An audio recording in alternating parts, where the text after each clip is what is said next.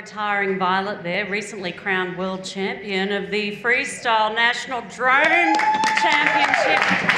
And by national, apparently we mean international, global, planetary and worldwide. So give it up again. Chad is one of our speakers on the panel here this afternoon, Chad NOWAK. My name's Bernie Hobbs. I'm chairing the panel discussion on drones, and what we're looking at here this afternoon, or unmanned aerial vehicles as they're occasionally known, but we'll be calling them drones because I can't remember that other name. What we're looking at this afternoon is where we're at now with drones.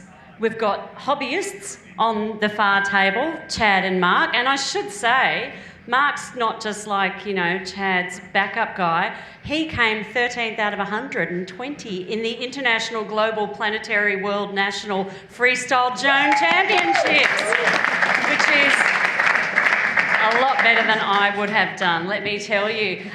You can tell, I guess, which table owns our hobbyists. That would be the table covered in drones. They're a Brisbane-based company, Brisbane-based researchers, Brisbane-based world champion, hobbyists.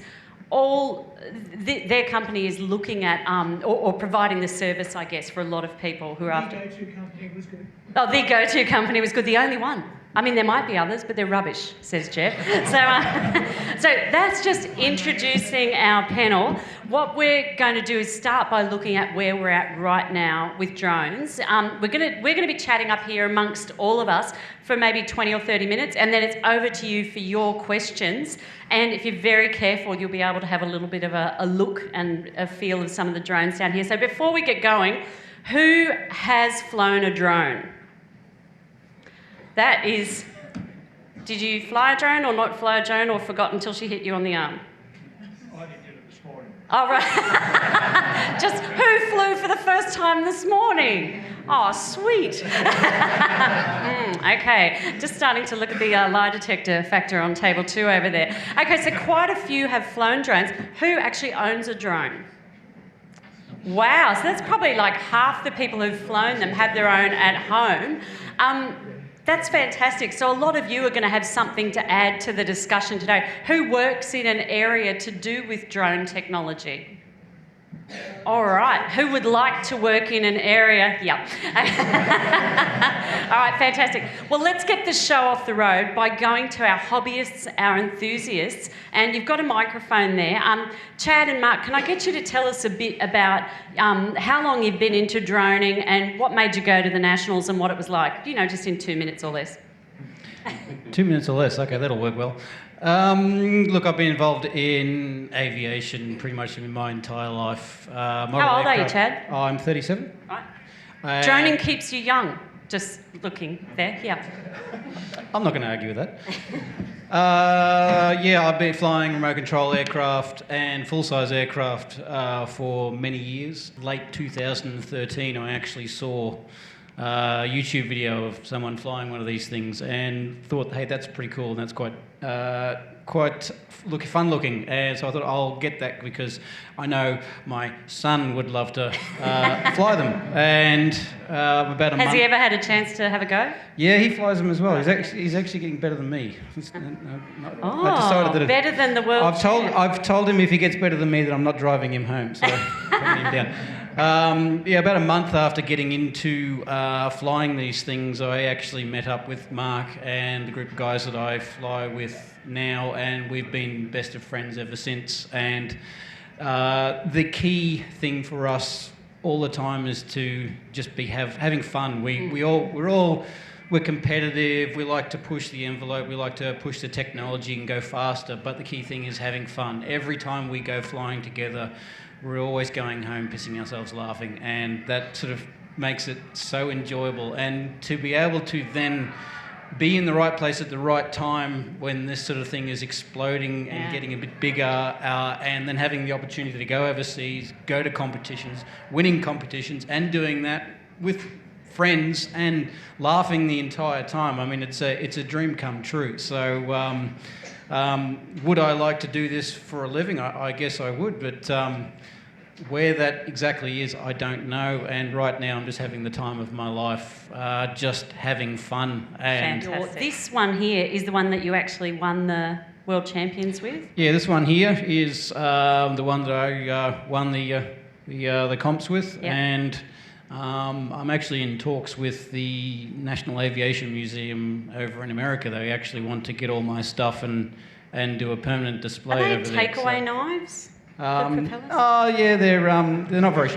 Yeah. Is this a DIY or did you do some mods? Like a lot of these types of things at the moment, you buy all the different components yourself and put it together. So it's kind of like building a kit car. Yeah. You start off with your favourite frame and then you go, well, I want this engine and Yeah. I want this gearbox and these tyres. So I started off with this frame, which a local Brisbane guy designed, and then picked the motors out that I want, the speed controllers, the flight controller, and so I'm designing the whole thing suited to my style of flying or the track that I'm racing. So just like a race car, when you go to different tracks, you set it up differently. Same things with these things. There's some that suit faster tracks, some that suit slower, tighter tracks. So. And are your Can I just ask a quick use the question? mic. Did they tell you that they actually wanted the drone, or did they tell you they were going to have you stuffed and mounted at the museum yourself? Yeah, far lap. I'm actually up for both. I mean, I'm never going to win again, so I mean, Well, maybe you go with the latter one. I mean, that's fine. you'll stay looking young forever then. Yeah, look, stuff and mount me, I'm happy with that. Now, are the specs that you use to build yours, are they available if someone wanted to build the same one? Yeah, right now, the hobbyist community that we're a very giving community. So the majority, all the top pilots don't believe in secrets. So Right.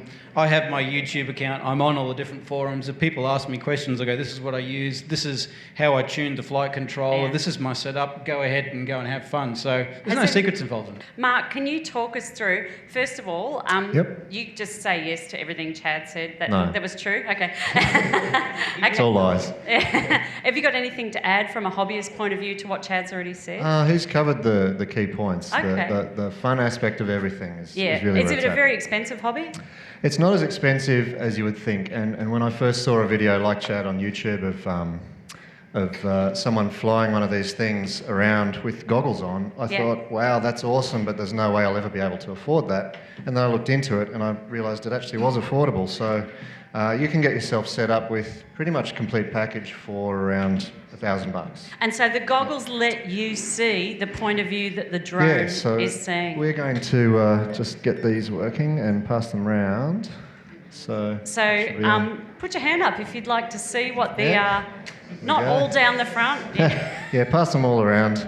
Yeah. Just have a little look. So Yeah. you get. Yeah. This is an idea of the sort of quality of video that we have to fly with Yeah. as well. You might get a little bit of static and interference. And you on might there get a as little well. bit seasick because I did before in the Yeah, in the we trial normally run. recommend people So sit down. steer- yeah. We've decided that the collective noun for a group of quadcopters is an addiction. Yeah. An addiction of multi-rotors. I've got my racing frame. This is the same model that I flew at the Nationals. Yeah. That's a ready-to-fly one you can get. Don't even have to build those. This is my old tank that I've had for quite a while, designed by a guy in Warwick, and this has been ploughed into the ground and trees so many times, and it's still in one Still piece. working. Okay, so I think that's given us a good sense of. So this is pretty much that's cutting edge. That's as good as hobby drones are getting right now. Do you prefer them being called drones or UAVs or what? We liked quads at first, but Quads. we've kind of accepted that the media call them drones now. I'm the and, media, yes. so you'll forgive me that. No, we're good with drones now. I mean, words redefine themselves Yeah. through usage, and the negative connotations that we had a couple of years ago are sort of Yeah, the going spying, now. yeah. And when people see these little things, we've had nothing but positive reactions for Yeah. these things. So Great. they don't immediately go to the all spying, all scary, dropping Or bombs. worse, real estate agent. Oh, I know. Yeah.